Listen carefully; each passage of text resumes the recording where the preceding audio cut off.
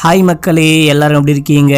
இன்னைக்கு படத்துக்குள்ள போறதுக்கு முன்னாடி ஒரு கமெண்ட்டுக்கு ரிப்ளை பண்ண நினைக்கிற மக்களே. இவரு ஒரு கமெண்ட் பண்ணாரு அப்படின்னா சரி ஓகே, சும்மா ஏதோ கோவத்துல பேசுறாரு அப்படின்னு சொல்லிட்டு வச்சுக்கலாம். ஆனா டெய்லி நான் போடுற எல்லா படத்துக்குமே தொடர்ந்து ஒரே கமெண்ட்டை போட்டுக்கிட்டு இருக்காரு. இந்த வீடியோவை அவரு கண்டிப்பா பார்க்க வாய்ப்பு இருக்கு. ஏன் ப்ரோ, உன்னுடைய குடும்பத்தை கெடுத்தனா இல்ல அந்த மாதிரி ஏதாவது ஒண்ணு பண்ணனான்னு தெரியல. எதுக்காக டெய்லி இந்த மாதிரி கேவலமா கமெண்ட் பண்ற? நல்ல குடும்பத்துல பிறந்த யாரும் கண்டிப்பா இந்த மாதிரி கமெண்ட் பண்ண வாய்ப்பே கிடையாது. அதுல யூஸ் பண்ணிருக்க வார்த்தையெல்லாம் பாத்தீங்கன்னா எங்கேயுமே பேச முடியாது. தலைவன் பப்ளிக்கா பேசி வச்சிருக்காரு. கண்டிப்பா எனக்கு தெரிஞ்சு சின்ன பையனா இருக்க வாய்ப்பு இருக்கு, இல்ல பெரிய பையனா தான் இருந்து இந்த மாதிரி பேசுறாரு. ஸ்பெல்லிங் மிஸ்டேக் எல்லாம் பாத்தீங்கன்னா சின்ன பையன், ஸ்கூல் படிக்கிற பையன் மாதிரி தான் தெரியுது. மேபி பெரிய பையனா இருக்காருன்னா மூல வளர்ச்சி இல்லாத பையன் நினைக்கிறேன். அவர் யூஸ் பண்ற கெட்ட வார்த்தைலாம் வாயில நுழையவே நுழையாது. அந்த அளவுக்கு கேவலமா பேசி வைக்கிறாரு. அவருடைய கோவிலுக்கு போயிட்டு பிச்சை இருக்கணும், கோவில கூட கோவில்னு போட்டு வச்சிருக்காரு. என்ன மேட்ரு அப்படின்னா, நான் டெய்லி என்னுடைய பிராண்டை என் சேனல்ல ப்ரோமோட் பண்றேன், மத்த எந்த சேனலையும் ப்ரோமோட் பண்ணல மக்களே. என்னுடைய பிராண்டை வேற எங்க போயிட்டு நான் ப்ரோமோட் பண்ணுவேன், நீங்களே சொல்லுங்க. இன்னொன்னு, வாலெட் வித்து தான் சம்பாதிச்சு சாப்பிடணும் அப்படின்லாம் கிடையாது. யூடியூப் பகவான் எனக்கு பாத்தீங்கன்னா எக்கச்சக்கமா காசு கொடுக்குறாரு. நான் வெளியே போயிட்டு சம்பாதிக்கிறத விட ஒரு 4-5 மடங்கு அதிகமாவே கொடுக்குறாரு. அப்படி இருந்தும் எதுக்காக வாலெட் சேல் பண்றேன் அப்படின்னு சொல்லிட்டு பாத்தீங்கன்னா, இது என்னுடைய ஃபேஷன். நான் யூடியூபராலாம் ஆகிறதுக்கு முன்னாடி 6 ல இருந்து 7 வருஷம் இந்த வேலையை பார்த்திருக்கேன். ஸ்டார்டிங் டு எண்ட் என்னால நல்லாவே பண்ண முடியும். அந்த விஷயத்தை அப்படியே விடக்கூடாது. ஒரு காலத்துல எனக்கு சோறு போட்ட தொழிலாச்சு அப்படின்னு சொல்லிட்டு அதை இன்னமும் பண்ணிட்டு இருக்க மக்களே. இன்னொரு காரணம் என்ன அப்படின்னா, அமேசான், பிளிப்கார்ட் மாதிரி பெரிய பெரிய ஆன்லைன் வெப்சைட்ல போயிட்டு பார்க்கும்போது ஃபிளக்ஸ் லெதர்னு சொல்லுவாங்க. லெதர் கிடையாது, பிளாஸ்டிக்ல லெதர் மாதிரி பண்ணக்கூடிய ஒரு பொருளை வச்சு லெதர் மாதிரியே பண்ணி 1000-2000 விற்கிறாங்க. முக்கியமா நிறைய பேரு பிளக்ஸ் லெதரை லெதர்னு சொல்லியே சேல் பண்ணி மக்களை ஏமாத்துறாங்க. உண்மையான லெதரே ரேட்டு கம்மி தான். இவங்க ஏன் ஏமாத்திக்கிட்டு இருக்காங்க? நம்ம வேணும்ன்றவங்களுக்கு சேல் பண்ணலாம் அப்படின்னு சொல்லிட்டு நானா ஒரு டீமை போட்டு ரெடி பண்ணி உங்களுக்கு சேல் பண்ணி வித்துக்கிட்டு இருக்க மக்களே. இதுல இந்த ஆளுக்கு எங்க எரியுது, எங்க குறையுது அப்படின்னு சொல்லிட்டு ஒண்ணுமே புரியல. இப்போ ஆட் வருது அப்படின்னா எப்படி ஸ்கிப் பண்ணிட்டு போவீங்களோ, அதே போல உங்களுக்கு வேணாம் அப்படின்னா தாராளமா ஸ்கிப் பண்ணிட்டு போங்க. அதையும் மீறி இப்படிதான் கேவலமா பேசுவீங்க அப்படின்னா, உங்க அம்மா, தங்கச்சி, மனைவி இருந்தாங்க அப்படின்னா அவங்க கிட்ட போயிட்டு பேசி பழகிக்கோங்க. என்கிட்ட பேசாதீங்க. நான் இதை விட கேவலமா பேசுற ஆளு. பப்ளிக்கா மரியாதையா நடந்துக்கணும்னு ட்ரை பண்றேன். இப்ப நம்ம வீடியோக்குள்ள போயிடலாம். தேவையில்லாம இந்த தற்கொலையை பத்தி பேசி டைம் வேஸ்ட் பண்ணிருந்தா மன்னிச்சுக்கோங்க மக்களே. இன்னைக்கு உங்களுக்காக என்ன படம் கொண்டு வந்திருக்கேன் அப்படின்னு சொல்லிட்டு பாத்தீங்கன்னா, அக்கட அம்மாயி இக்கட அப்பாயி அப்படின்னு சொல்லிட்டு ஒரு வித்தியாசமான தெலுங்கு படம் கொண்டு வந்திருக்கேன் மக்களே. ஆந்திரால ஒரு கிராமத்துல பெண் குழந்தையே பிறக்காம எல்லாருக்கும் ஆண் குழந்தைகளே பிறக்குது. பல வருஷம் கழிச்சு ஒரு பொண்ணு மட்டும் பிறக்கிறா. 60 ஆண்கள் ஒரு பொண்ணு பிறக்கிறா. 60 ஆண்கள் இருக்கக்கூடிய ஊர்ல ஒரே ஒரு பொண்ணு பிறந்துட்டு என்ன மாதிரிலாம் கஷ்டப்படுறா. கல்யாணத்துக்கு வேற அந்த 60 பேரும் போட்டி போடுறாங்க. அதுக்கப்புறம் என்ன விஷயம் ஆச்சு அப்படின்றதுதான் கதை. இதை பொறுமையா உட்காந்து முழுசா பாருங்க. இது ஒரு வித்தியாசமான படம். பார்த்து முடிக்கும் போது நல்லா இருக்குல்ல அப்படின்னு சொல்லிட்டு ஃபீல் ஆகும். சரி வாங்க இந்த படத்தை டீடைலா பார்க்கலாம். மறக்காம நம்ம சேனலை சப்ஸ்கிரைப் பண்ணிக்கோங்க. பக்கத்துல வர பெல்லையும் கிளிக் பண்ணிக்கோங்க. இந்த படத்துடைய ஸ்டார்டிங் சீன்லயே ஒரு நபரை காமிக்கிறாங்க. அவரு தன்னுடைய ஒர்க்கர் கிட்ட சொல்லி, நீ போயிட்டு அந்த ஓசை கொண்டு வா அப்படின்னு சொல்றாரு. ஏதோ பண்ண போறாரு போல அப்படின்னு சொல்லிட்டு பார்த்தா நிறைய சின்ன பசங்களை நிக்க வச்சு அவங்களுக்கு ஆய் கழுவி விட்டுக்கிட்டு இருக்காரு. ஐயா, பார்க்க பெரிய ஜமீன்தார் மாதிரி இருக்கீங்க, உங்களுக்கு என்ன குறைசல், நீங்க எதுக்காக இந்த மாதிரி ஆய்க்கழி விட்டுட்டு இருக்கீங்க அப்படின்னு சொல்லிட்டு கேட்கும்போது அது ஒரு பெரிய கதை அப்படின்னு சொல்ல ஆரம்பிக்கிறாரு. இப்ப அப்படியே பல வருடங்களுக்கு முன் அப்படின்னு சொல்லிட்டு காமிக்கிறாங்க. ஒரு கிராமத்துல ஒரு புருஷன் கொண்டாடி இருக்காங்க. அவங்களுக்கு பிரசவ வலி அப்படின்னு சொல்லிட்டு ஹாஸ்பிடல்ல அட்மிட் பண்ண, மனைவிக்கு குழந்தையும் பிறக்குது. டாக்டரும் குழந்தைய தூக்கிட்டு வெளியே வராங்க. ஒரு சந்தோஷமான விஷயம், உங்களுக்கு பெண் குழந்தை பிறந்திருக்கு அப்படின்னும் போது அந்த புருஷங்காரன் உடஞ்சு போயிட்டு அழுகுறாரு. யோ, உனக்குலாம் அறிவே கிடையாதா? ஏன் தற்குறித்தனமா இன்னமும் பெண் குழந்தை பிறந்தா அபசகுணம், பெண் குழந்தை பிறந்தா வளர்க்க முடியாது, கட்டி கொடுக்க முடியாது அப்படின்னு சொல்லிட்டு அழுவுறியான்னு கேட்கும் போது டாக்டர் அதுக்கு கிடையாது, நான் அழுவுறதுக்கு வேற ஒரு காரணம் இருக்கு அப்படின்னு சொல்றாரு. அந்த டாக்டர் என்னவா இருக்கும்னு யோசிக்கிறாங்க. இப்ப அப்படியே ஹாஸ்பிட்டலுக்கு வெளியில அந்த ஊரையே காமிக்கிறாங்க. என்ன குழந்தை பிறக்க போது, பெண் குழந்தையா ஆண் குழந்தையா அப்படின்னு சொல்லிட்டு வெயிட் பண்ணிக்கிட்டு இருக்கும் போது பெண் குழந்தை தான் பிறந்திருக்குன்னு தெரிய வந்தவொடனே அந்த ஊர் மக்கள் எல்லாரும் பயங்கரமா கொண்டாடுறாங்க, டான்ஸ்லாம் ஆடுறாங்க. இந்த டைம்ல மழையும் பெய்யுது. இப்பதான் நமக்கு ஒரு கதையை சொல்றாங்க. ஒரு கிராமம், அந்த கிராமத்துல புதுசா ஒரு நாட்டாமை வராரு. அந்த நாட்டாமை வச்சுதான் மக்களே தீர்ப்பு. ஆனா இந்த நாட்டாமை 22 வருஷமா அந்த ஊருக்குள்ள ஒரு பெண் குழந்தை கூட பிறக்கல. யாருக்கு கல்யாணம் ஆனாலும் எல்லாமே ஆண் குழந்தையா பிறந்து இப்போ 60 ஆண் குழந்தைகள் பிறந்திருக்கு. எப்ப குழந்தை பிறக்குது, எப்ப அந்த ஊருக்குள்ள இருக்க பெண்கள் பிரெக்னெண்டா இருக்காங்க அப்படின்னாலும் ஊரே திரண்டு அந்த குழந்தை பிறக்க போதா, என்ன குழந்தை பிறக்க போது, பெண் குழந்தையா ஆண் குழந்தையா அப்படின்னு சொல்லிட்டு பாப்பாங்களாம். ஆனா கடந்த 20 வருஷமாவே அங்க பிறக்கிறது எல்லாமே பெண் குழந்தையாவே இருக்க மாட்டேங்குது, ஆண் குழந்தையாவே இருக்கு. இருக்கு அப்படின்னு சொல்லிட்டு யோசிச்சுக்கிட்டு இருக்காங்க. இது மட்டும் இல்லாம இந்த ஊருக்குள்ள பஞ்சமும் வந்துருச்சு, கடவுள் தான் சாபம் விட்டாரு போல. இந்த ஊருக்குள்ள மழையும் பெய்ய மாட்டேங்குது, இதே டைம்ல பெண் குழந்தையும் பிறக்க மாட்டேங்குது, இந்த ஊரே அழிய போகுது அப்படின்னு சொல்லிட்டு பார்க்கும்போது பல வருஷம் கழிச்சு இவங்களுக்கு பெண் குழந்தை பிறந்திருக்கு. இப்போ அந்த ஊர் மக்கள் எல்லாரும் கொண்டாடுறாங்க. நம்ம ஊர்ல இருந்த சாபம் விலகிருச்சு, மழையும் பெய்யுது, பெண் குழந்தையும் பிறக்குது அப்படின்னு சொல்லிட்டு சந்தோஷமா இருக்காங்க. இந்த கதையெல்லாம் கேட்ட டாக்டருக்கு சரியான ஷாக்கு.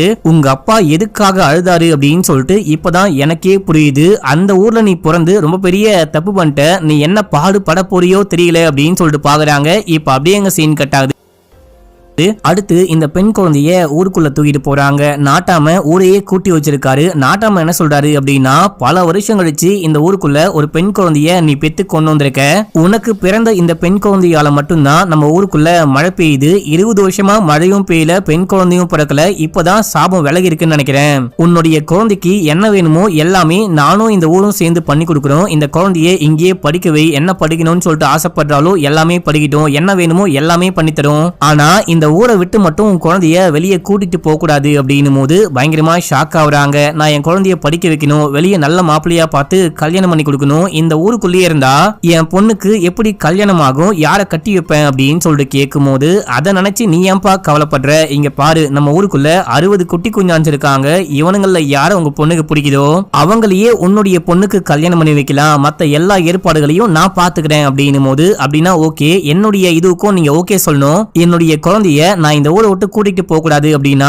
ராணி மாதிரி இல்ல ராஜா மாதிரி இந்த ஊருக்குள்ளேயே வச்சு நல்லபடியா பாத்துக்கணும், நான் குடிசைக்கு என் குழந்தைய தூக்கிட்டு போக மாட்டேன், நீங்க இப்போ இருக்கீங்க இல்லையா அந்த அரண்மனைக்கு நான் வரப்போறேன் அப்படின்னும் போது தாராளமா வா அப்படின்னு சொல்லிட்டு அந்த அரண்மனையிலேயே ஸ்டே பண்ண வைக்கிறாங்க. இந்த பொண்ணுக்கு ராணி கிடையாது ராஜான்னு பேர் வச்சு வளர்க்கவும் ஆரம்பிக்கிறாங்க.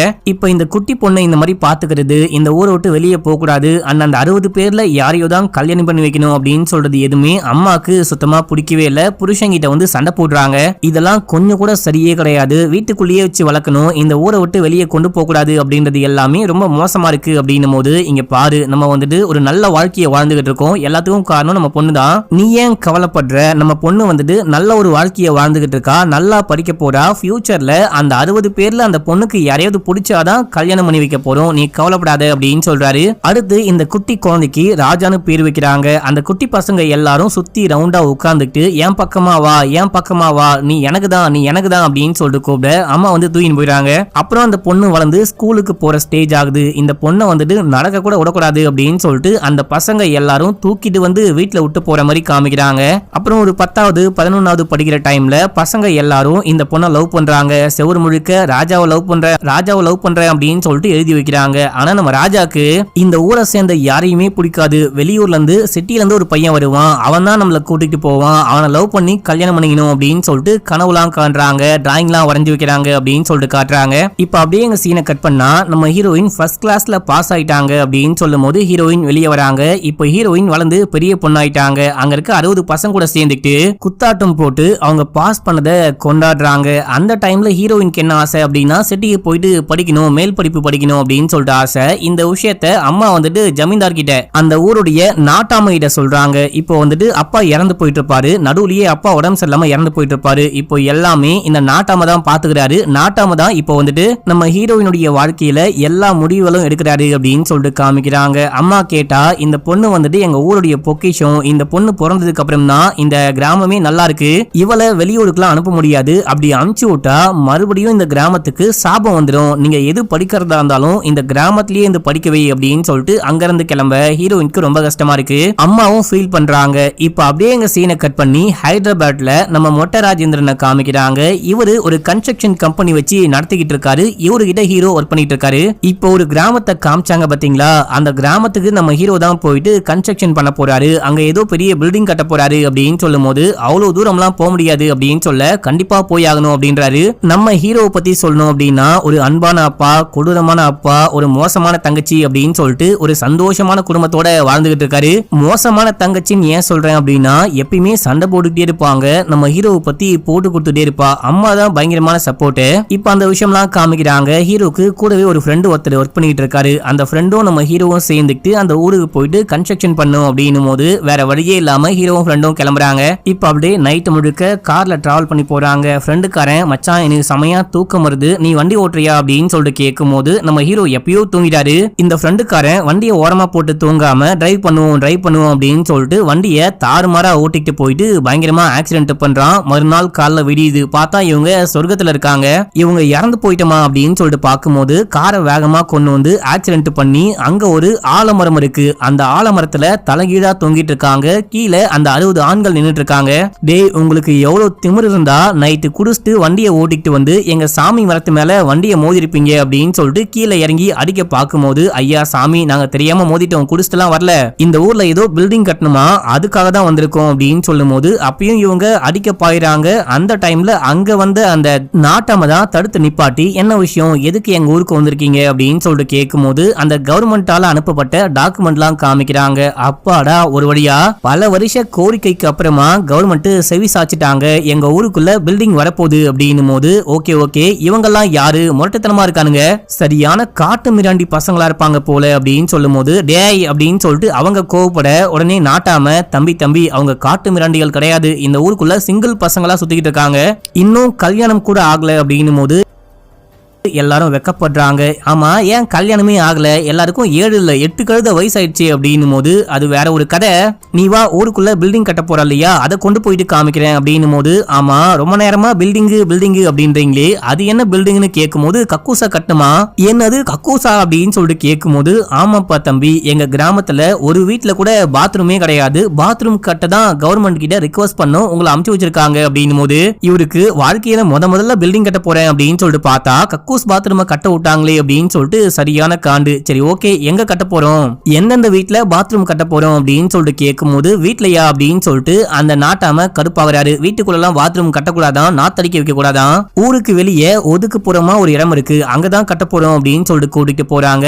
அந்த டைம்ல அந்த 60 சிங்கிள் பசங்களும் வந்து தடுத்து நிப்பாட்டுறாங்க. ஆக்சுவலா இந்த டைம்ல போனா ராஜா வாக்கிங் போற டைம், அந்த ஊருக்குள்ள அவங்க வேலையை பார்க்க போயிட்டு இருப்பாங்க. அந்த டைம்ல இவன் போனா எசகு புசகா ஏதாவது ஆயிடும், அதனால என்ன பண்ணலாம் அப்படின்னா ஈவினிங் கூட்டிட்டு போலாம் அப்படின்னும் போது யாரா அந்த ராஜா, நான் அவங்கள பார்த்தா இல்ல அவங்க என்ன பார்த்தா என்ன பிரச்சனை அப்படின்னு சொல்லிட்டு கேட்கும் போது ராஜானா யாருன்னு கேக்குறான். இவனை எங்கேயே வெட்ட போறேன் அப்படின்னு சொல்லிட்டு கோவப்படுறாங்க.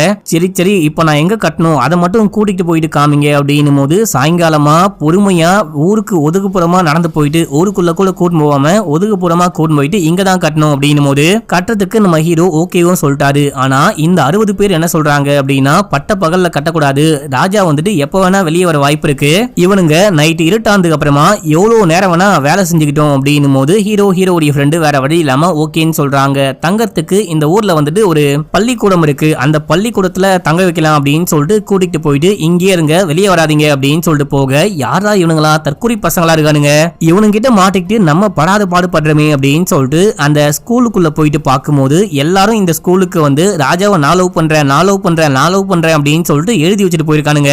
ஆமா, யார் இந்த ராஜா, அந்த பொண்ணு என்ன பார்க்க அவ்வளவா அழகா இருப்பா அப்படின்னு சொல்லிட்டு யோசிக்கிறாரு. இந்த ஸ்கூலை கிளீன் பண்ணிட்டு படுத்து தூங்கலான்னு பார்க்கும்போது நைட்டு இந்த ஆண்கள்லாம் வரானுங்க.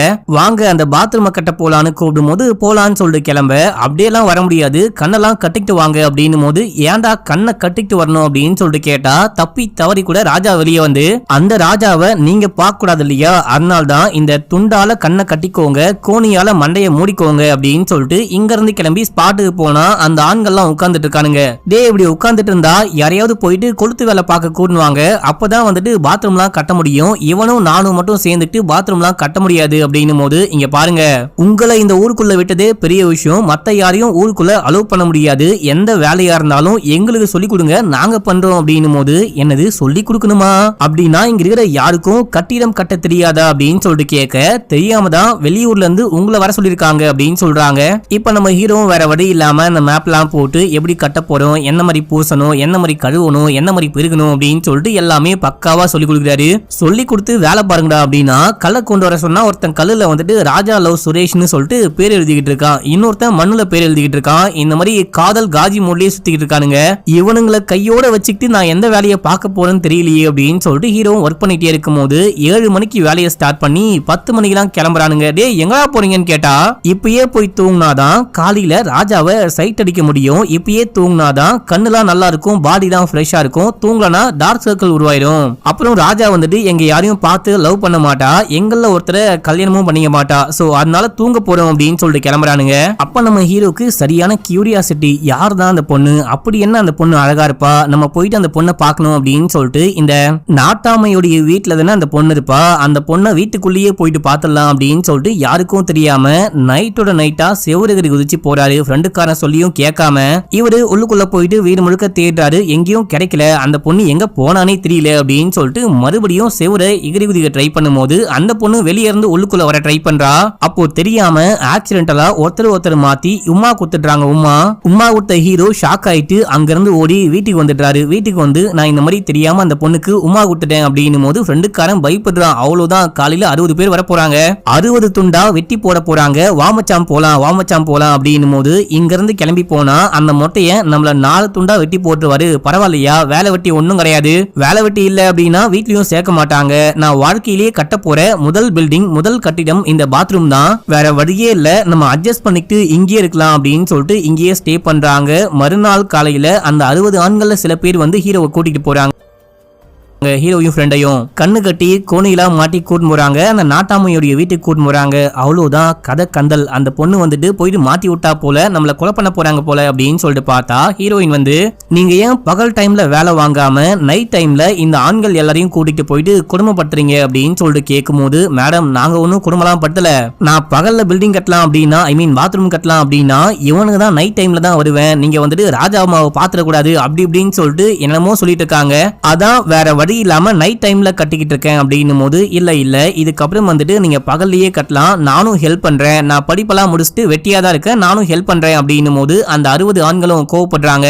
அதெல்லாம் முடியாது அப்படின்னும் போது கண்டிப்பா முடியும், இவங்க வந்துட்டு என்ன பார்க்க கூடாது அவ்வளவுதானே, கண்ணை கட்டிக்கிட்டே இருக்கட்டும் அப்படின்னு சொல்லும் போது நம்ம ஹீரோவும் ஃப்ரெண்டும் கண்ணை கட்டிக்கிட்டே எப்படி வேலை செய்ய முடியும் அப்படின்னு சொல்லிட்டு கேட்க, அதெல்லாம் செய்ய முடியும், நாங்க உங்களுக்கு ஹெல்ப் பண்றோம் அப்படின்னு சொல்லிட்டு அந்த பசங்க சொல்றாங்க. நம்ம ஹீரோயின் ஒர்க் பண்றேன் அப்படின்னு சொல்லிட்டு போயிட்டாங்க. ஃப்ரெண்டுக்காரங்கிட்ட நான் தெரியாம அந்த பொண்ணை கிஸ் பண்ணிட்டேன், நான் அந்த பொண்ணு கிட்ட போயிட்டு மன்னிப்பு கேட்க போறேன் அப்படின்னு சொல்லிட்டு ஹீரோ பேசிருப்பாரு. அதை இந்த பொண்ணும் பாத்துருப்பா. அதாவது பின்னாடியே வந்து ஒட்டு கேட்டிருப்பா, மக்களே இவன் எவ்வளவு நல்லவனா இருக்கானே, அயன் படத்துல ஒரு சீன் வரும் பாத்தீங்களா, கிட்டத்தட்ட அந்த மாதிரி ஒரு சீன், இவன் எவ்வளவு நல்லவனா இருக்கானே அப்படின்னு சொல்லிட்டு இந்த பொண்ணுக்கு ஹீரோவை பிடிச்சு போயிட்டு ஹீரோ கூடவே இருக்கணும், ஹீரோவை பார்க்கணும், லவ் பண்ணும் அப்படின்னு சொல்லிட்டு இந்த மாதிரி பிளான் பண்ணிருக்கா போல. இப்ப அப்படியே அந்த பில்டிங் எல்லாம் கட்ட ஆரம்பிக்கிறாங்க.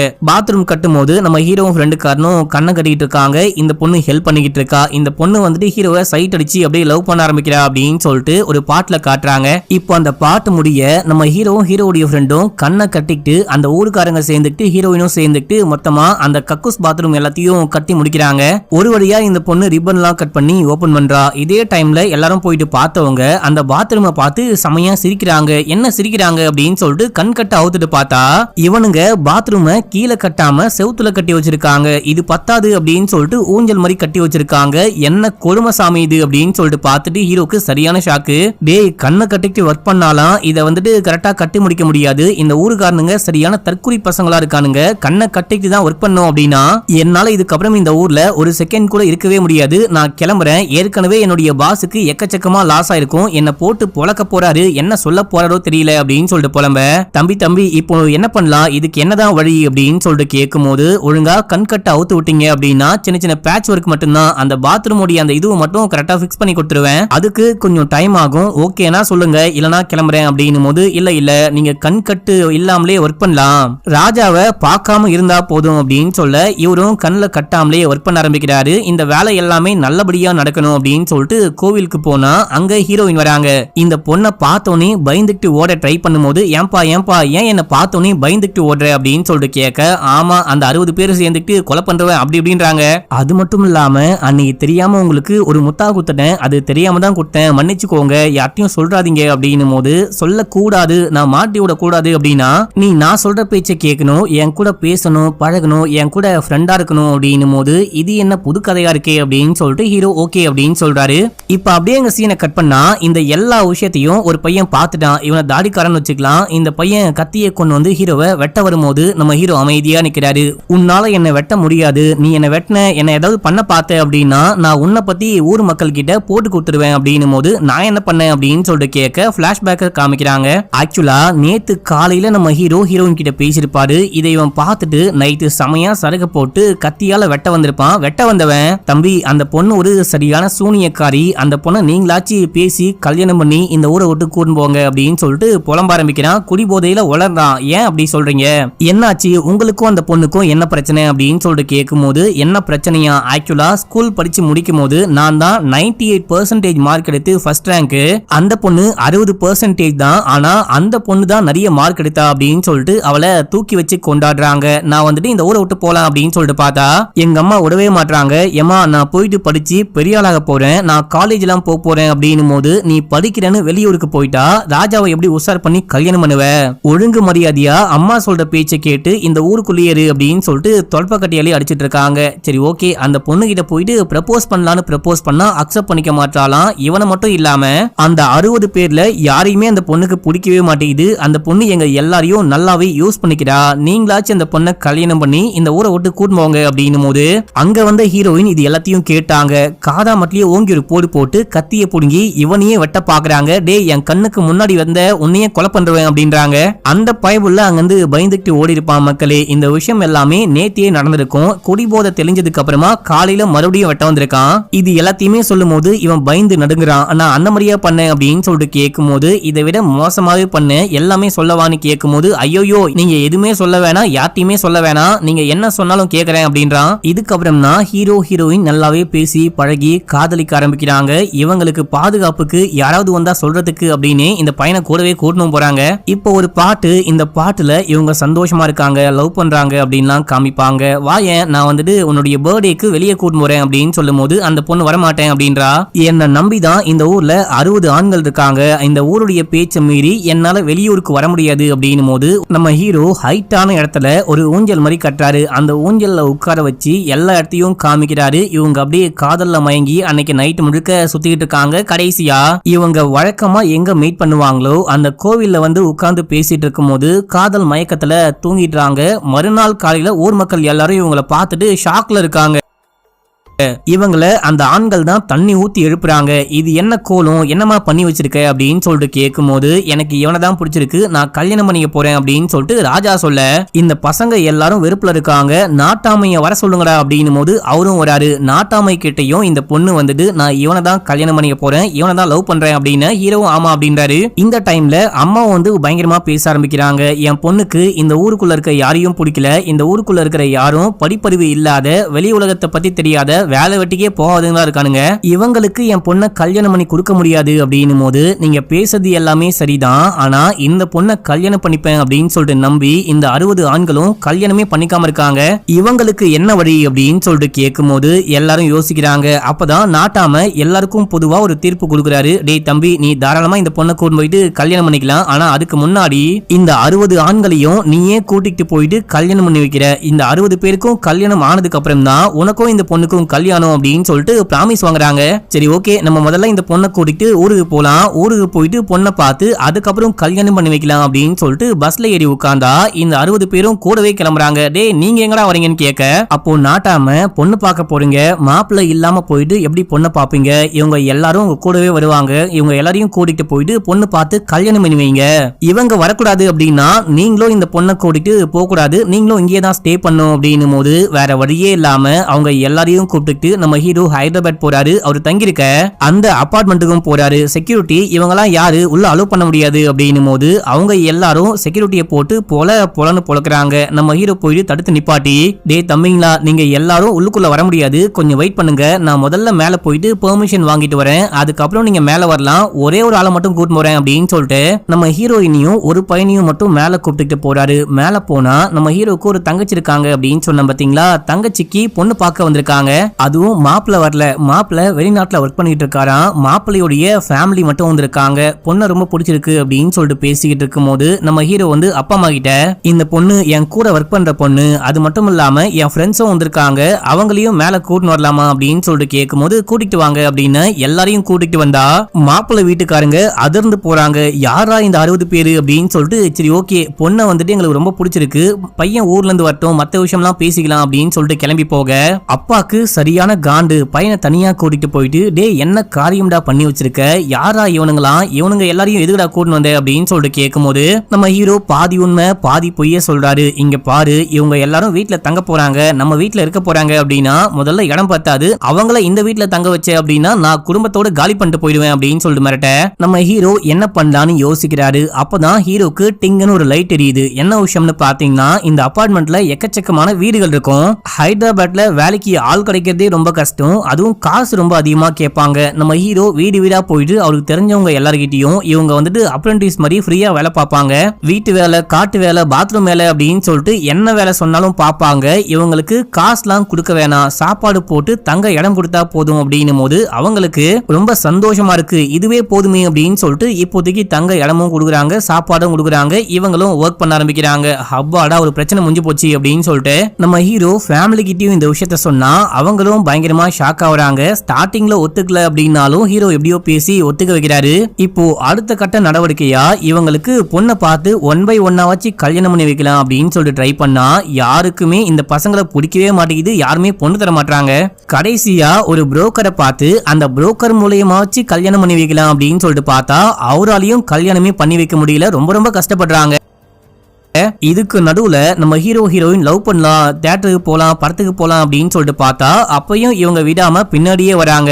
இது என்னடா கொடுமை அப்படின்னு சொல்லிட்டு ஹீரோவும் ஹீரோயினும் மாட்டிக்கிட்டு முடிக்கிற சமயத்துல தான் அந்த மாப்பிள்ள வெளிநாட்டுல இருந்து நம்ம ஊருக்கு வந்து இறங்குறாரு. மக்களே வந்தவனே ஒரு கண்டிஷன் போடுறாரு, எனக்கு கிரௌடா இருந்தாலே பிடிக்காது, யாரெல்லாம் முக்கியமோ ஒரு 20 பேர் மட்டும் கல்யாணத்துக்கு வரட்டும், மத்த யாருமே கல்யாணத்துக்கு வரக்கூடாது, எங்க சைட்லயும் அதே போலதான் ரொம்ப கம்மியா தான் வருவாங்க, மொத்தமாவே ஒரு 40 பேருக்குள்ள கல்யாணத்தை நடத்தி முடிச்சிடலாம், 40 பேர் 50 பேருக்கு மேல வர வேணாம் அப்படின்னு சொல்ல ஐயோ நம்ம வீட்டு சைடுல இருந்து இந்த 60 பேர் வரேன்னு சொல்லிட்டு அடம்பிடிப்பானுங்களே, இவனுங்க வேற வந்தே தீருவனு ஒத்த கால நிப்பானுங்களே அப்படின்னு சொல்லிட்டு யோசிக்க அப்பதான் நம்ம ஹீரோ ஒரு ஐடியா பண்றாரு. அங்க டேபிள் துடைக்க வரவங்க, டெக்கரேஷன் பண்ண வரவங்க, ஐயரு, பாட்டு பாட வரவங்க அப்படின்னு சொல்லிட்டு இந்த 60 பேருக்கும் ஆளாளுக்கு ஒவ்வொரு மேக்கப் போட்டு விடுறாரு, ஆளாளுக்கு ஒரு கேரக்டர் மாதிரி கொடுக்குறாரு. முக்கியமா அதுல ஒரு தாடிக்காரன் இருப்பான் பாத்தீங்களா, அவன் பொம்பளை கெட்டப்லாம் போட்டுட்டு வரான். ஆனா என்னதான் நம்ம ஹீரோ பக்காவா கெட்டப்லாம் போட்டு பக்கா பிளான்லாம் போட்டு கூட்டிட்டு போனாலும் கடைசியா அந்த மாப்பிள்ளை கண்டுபிடிச்சிடுறாரு. இங்க என்ன விஷயம் தான் நடக்குது, இவங்க 60 பேரையும் எதுக்கு கூட்டிட்டு வந்தீங்க, என்னுடைய அம்மா பொண்ணு பார்க்க போகும்போது ஏதோ 60 காட்டுவாசிகள் வந்தாங்க, அவங்க யாருமே சரியில்லை அப்படின்னு சொன்னாங்க, அதனாலதான் கல்யாணத்துக்கு யாருமே வரக்கூடாது, ரொம்ப முக்கியமானவங்களை மட்டும் வர சொல்லுங்க அப்படின்னா இவங்களை ஏன் கூட்டிட்டு வந்தீங்க, நெக்ஸ்ட் வந்துட்டு நாங்க ஹனிமூன் போறோம் அப்படின்னா இவங்க பின்னாடியே வருவாங்களா, நீங்க ஏன் இந்த மாதிரி பண்றீங்க, நான் சொல்ற பேச்சே கேட்க மாட்டீங்களா அப்படின்னு சொல்லிட்டு மாப்பிள்ளை சண்டை போட்டு கல்யாணமே வேணாம், நான் இந்த கல்யாணத்தையே நிப்பாட்டுறேன் அப்படின்னு சொல்லிட்டு போக எல்லாருக்கும் சம ஷாக்கு. நம்ம ஹீரோடைய ஃபேமிலி உடஞ்சு போறாங்க. மாப்பிள்ளை கிட்ட பேசினா அவர் வந்துட்டு கேட்கவே மாட்டாரு, கல்யாணம் நின்னதுதான் அப்படின்னு சொல்லிட்டு கிளம்ப அப்ப நம்ம ஹீரோயினை தனியா கூட்டிட்டு போயிட்டு இங்க பாரு, அவங்களால என் தங்கச்சுடைய வாழ்க்கையே போச்சு, என் குடும்பமே இப்போ வந்துட்டு மனசுடைஞ்சு உட்கார்ந்துட்டு இருக்காங்க, இது எல்லாத்துக்கும் காரணம் நானும் நினைக்கும் போது ரொம்ப ரொம்ப கஷ்டமா இருக்கு, நீ என்ன பண்ணு, அவங்க எல்லாரையும் வீட்டுக்கு கூட்டிட்டு போ, உங்க ஊருக்கே கிளம்பு, நீயும் வேணாம், உன் காதலும் வேணாம், அவங்களும் வேணாம் அப்படின்னு இந்த பொண்ணு அழுவுறா. அந்த டைம்ல திடீர்னு பார்த்தா அந்த கல்யாண மண்டபமே பத்திக்கிட்டு எரியுது. இது என்னடா கொடுமை, உள்ளுக்குள்ள நம்ம குடும்ப குட்டி எல்லாருமே இருக்காங்களே அப்படின்னு சொல்லிட்டு ஹீரோ காப்பாத்த ட்ரை பண்றாரு, உள்ளேயே போக முடியல. அந்த டைம்ல அந்த 60 பேரும் சேர்ந்துட்டு தீ அணைக்கவும் ட்ரை பண்றாங்க. அவங்க காட்டுவாசிகள் அப்படின்னு சொல்லிட்டு ஹீரோ மீன் பண்ணிருப்பாரு. அது மாதிரியே நெருப்பாச்சு மண்ணாச்சு அப்படின்னு சொல்லிட்டு தன்னுடைய உயிரை பணைய வச்சு உள்ளுக்குள்ள போயிட்டு எல்லாரையும் காப்பாத்தி கூட்டிட்டு வராங்க. சாக கடந்த அம்மாவையும் காப்பாத்தி வெளியே கூட்டிட்டு வர நம்ம ஹீரோக்கு என்ன சொல்றது அப்படின்னே புரியல. இவங்களை நம்ம வெறுத்தாலும் இவங்க யாரும் நம்மள வெறுக்காம நம்ம குடும்பத்தையே காப்பாத்திருக்காங்களே, குடும்பத்துடைய உசிரையே காப்பாத்திருக்காங்களே அப்படின்னு சொல்லிட்டு பார்க்கும்போது போன மாப்பிள்ள திரும்பி வராரு. இவங்க 60 பேரும் உங்க குடும்பத்தை மட்டும் காப்பாத்தல, என்னுடைய குடும்பத்தையும் காப்பாத்திருக்காங்க. இந்த மாதிரி ஒரு நல்லவங்களை என் வாழ்க்கையில நான் பார்த்ததே கிடையாது, நான் தான் தப்பு பண்ணிட்டேன், என்ன மன்னிச்சுக்கோங்க, நான் மறுபடியும் கல்யாணத்துக்கு சம்மதிக்கிறேன் அப்படின்னு சொல்லிட்டு கல்யாணத்துக்கு ஓகேவும் சொல்றாரு. குடும்பத்தையே காப்பாத்தின இவங்க காலில் போயிட்டு ஹீரோ விழுந்து மன்னிப்பும் கேட்கிறாரு, நன்றியும் சொல்லும் போது என்னங்கண்ணா நீங்க இந்த மாதிரிலாம் பண்ணலாமா அப்படின்னு சொல்லிட்டு அவங்க வந்துட்டு நம்ம ஹீரோவை ஆறுதல் படுத்துறாங்க. இந்த டைம்ல பார்த்தா ஹீரோயினை காணோம். எங்கடா ராஜான்னு கேட்டா யாருக்குமே ஹீரோயின் எங்க போனாங்க அப்படின்னே தெரியல. அந்த டைம்ல தான் பெண்களை கடத்தக்கூடிய ஒரு கும்பல் வந்துட்டு நம்ம ஹீரோயினை கடத்திட்டு போயிட்டாங்க அப்படின்னு சொல்லிட்டு கேள்விப்பட்டு இவங்க எல்லாரும் கிளம்புறாங்க. நம்ம ஹீரோயின் வந்துட்டு ஹீரோடைய ஸ்மார்ட் வாட்சை கட்டியிருப்பாங்க. அது மூலமா லொகேஷனை கண்டுபிடிச்சு நம்ம ஹீரோடைய ஃப்ரெண்டு இந்த 60 பேரு அப்படின்னு சொல்லிட்டு இவங்க எல்லாருமா கிளம்பி போக ஒரு கண்டெய்னர்ல வச்சு பெண்களை கடத்திட்டு போறாங்க. இவங்க சண்டை போட்டு அந்த கண்டெய்னரை ஓபன் பண்ணும்போது ஹீரோயின் இருக்காங்க. ஹீரோயின் மட்டும் இல்லாம உள்ளுக்குள்ள ஒரு 60 பெண்கள் இருக்காங்க. இவங்க எல்லாரையுமே தான் அந்த கடத்தல்காரன் கடத்திட்டு போக ட்ரை பண்ணிருக்கான் போல மக்களே. நம்ம ஹீரோவும் அந்த 60 பேரும் சேர்ந்துட்டு எல்லாரையும் காப்பாத்திட்டாங்க. அப்பதான் அங்க ஒரு பாட்டி வராங்க. இந்த பாட்டி வந்துட்டு ஒரு அனாதை இல்லம் வச்சு நடத்திக்கிட்டு இருக்காங்களாம். இந்த பெண்கள் எல்லாருமே அனாதைகள் தம்பி, எங்க ஆசிரமத்திலேயே வளர்ந்தவங்க, அதுக்கப்புறம் இவங்களுக்கு கல்யாணம் பண்ணி வைக்கலாம் அப்படின்னு சொல்லிட்டு வரன் தேடும் போதுதான் ஒரு பயபுள்ள விசக்கிருமி ஏமாத்தி கடத்திட்டு போயிட்டான் அப்படின்னு. இது ஒரு நல்ல ஐடியாவா இருக்கே அப்படின்னு சொல்லிட்டு நாங்களும் இந்த 60 பேருக்கும் பொண்ணு தேடிக்கிட்டு இருக்கோம். நம்ம ஏன் இந்த 60 பேருக்கு அந்த 60 பேரை கல்யாணம் பண்ணி வைக்க கூடாது அப்படின்னு சொல்லிட்டு ஹீரோ கேட்கும் போது அந்த லேடியும் ஓகே சொல்றாங்க. இவங்க மட்டும் இல்லாம எங்க உயிரையே காப்பாத்தின இவங்களை நாங்க கல்யாணம் பண்ணிக்கிறோம் அப்படின்னு சொல்லிட்டு அந்த பொண்ணுங்களும் ஓகே சொல்ல அந்த 60 பேருக்கு நம்ம ஹீரோயினுக்கு இவங்களுக்கு மட்டும் இல்லாம தங்கச்சி அந்த பையனுக்கு அப்படின்னு சொல்லிட்டு எல்லாருக்கும் ஒரே டைம்ல கல்யாணம் ஆகுது மக்களே. இவங்க எல்லாரும் கல்யாணம் பண்ணிட்டு சந்தோஷமா குழந்தை குட்டியை பெத்து போட்டிருப்பாங்க. அந்த எல்லா ஆண் குழந்தைங்களுக்கும் ஒருத்தர் ஆய் கழுவிட்டு இருக்காரு அப்படின்னு சொல்லிட்டு காமிக்கிறாங்க. இவரு வேற யாரும் கிடையாது, அந்த பெண்களை கடத்திட்டு போக ட்ரை பண்ணாரு பாத்தீங்களா, அந்த கடத்தல்காரன் தான் அப்படின்னு சொல்லிட்டு காமிச்சு இந்த படத்துடைய ஸ்டோரியும் முடிக்கிறாங்க. இது ஒரு மாதிரி சீரியஸா ஆரம்பிச்சு காமெடியா முடிஞ்சிருக்கும். இந்த படம் உங்களுக்கு பிடிச்சதா இல்லையா அப்படின்னு சொல்லிட்டு மறக்காம கீழே கமெண்ட்ல சொல்லுங்க. அண்ட் வந்துட்டு பியூரான லெதர்ல ஒரிஜினல் லெதர்ல உங்களுக்கு பெல்ட் வாலெட் பேக்லாம் வேணும் அப்படின்னா ஆர்டரும் கம்மியான ரேட்ல பண்ணி தரோம். நாங்க வந்துட்டு ரீசேலிங்கும் பண்ணிட்டு இருக்கோம் மக்களே. அண்ட் போட்டோ போட்டு நேம் போட்டு கஸ்டமைஸ் பண்ணியும் தரேன். கிஃப்டிங்க்குலாம் பக்காவா இருக்கும். வேணும் அப்படின்றவங்க ஃபர்ஸ்ட் கமெண்ட்ல லிங்க் இருக்கு, அதை கிளிக் பண்ணி வாங்கிக்கோங்க. ஓகே மக்களே, பாய்.